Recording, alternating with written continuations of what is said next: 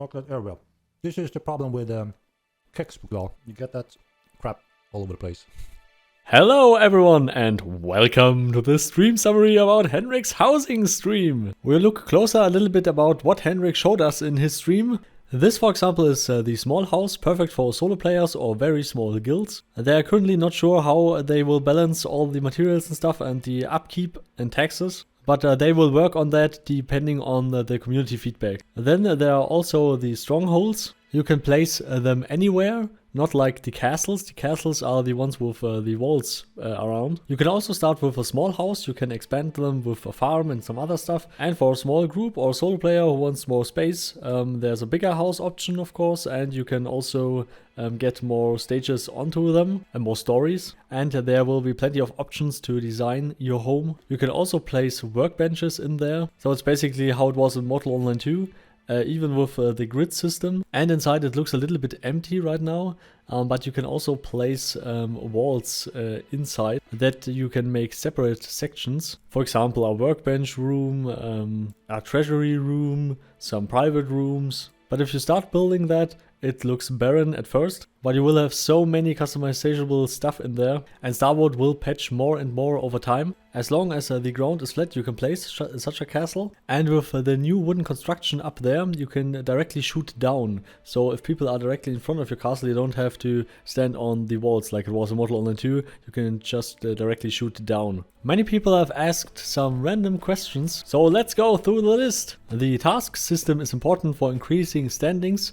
First, more easy tasks, then later they will add more harder tasks and more risky tasks. Very important to note here, tasks are not directly quests, or not directly the kind of quest you get from other games. Buy orders will be implemented soon. For fishing, it's currently too early to show anything. There will be more magic schools for PvE and also some more for PvP. The ecumenical spell school is just the baseline of magic, and they won't buff the ecumenical spells because when the other schools will arrive, then they need to nerf that again, and people hate nerfs. In the next patch you will be able to hunt spirits in the other world, so you can fill up your spirit boxes. There's currently no exact date where necromancy will be released. There will also be more monsters and animals that are weaker against magic and stuff. The housing deeds from the strongholds, the houses and stuff will be available in every city, that it's all more spread out. The most furnitures you need to buy by the NPC, but later on they will implement a crafting system for the furnitures and stuff, also for the workbenches and all the other stuff, that they don't need the NPCs anymore. And yes, this will be our primary profession. Henrik also said something about the strongholds, that you will have more defensive options. For example, mirror holes and hot boiling oil and something like that, and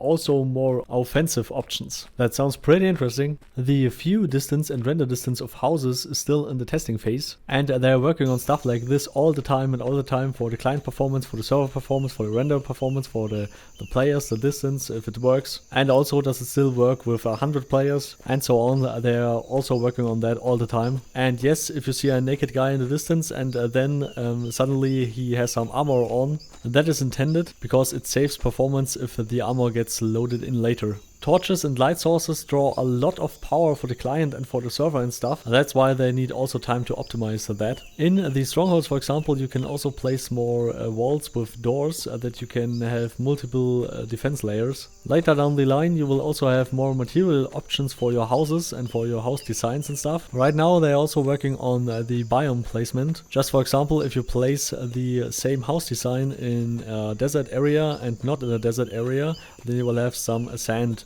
on your house and stuff. And in the snowy region, snow, of course. Henrik didn't show a castle, but in castles, you know, the big strongholds with the walls around, you can place whatever you want inside the walls. That will come with the territory control patch, and that will come later down the line. With territory control, you can place something like banks, for example, some stables, other useful NPCs, houses. You can build exactly a complete new town with territorial control. And for the territorial control banks, for example, that players can safely store their stuff in there, the NPCs will take the items in a magical dimension where everyone else can't reach them. And that means, for example, like it was in Mortal Online 1, If I place something in your TC bank, someone comes around with some siege weapons, siege that TC bank down, and my stuff is gone.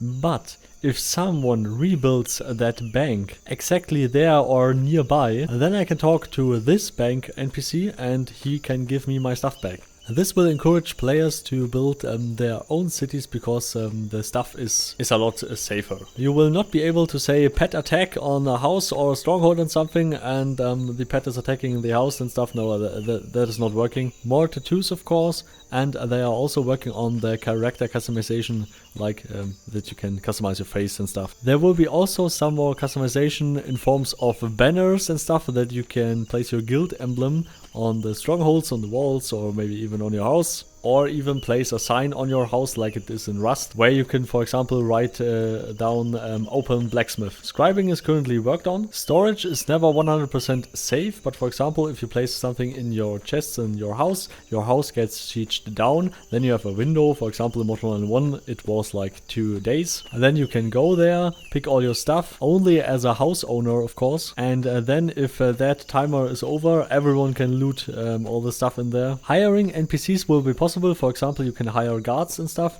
but you need living space for them, you need to pay them, and you also need to equip them, and you can define their schedule. So yes, finally, now they need sleep. Who would have guessed that? The nights are a little bit light because of the gamma hackers. They made it so light that it doesn't make sense to use the gamma sliders. But in the dungeons, there are pitch black pixels, and if you grind up your gamma, it doesn't work, and that is really awesome. And it don't get into my head that so many other AAA companies and stuff and games with 500 more developers than Starworld can't do pitch black pixels in their games. I could rant about this maybe 2 hours. So I'm glad that Starworld can do this and does this. So yes! Portable machinery will also be in game again, that you can place a portable grinder and stuff that is maybe there for an hour and stuff. Also some battery workbenches and stuff. Territory control will give you a radius around your house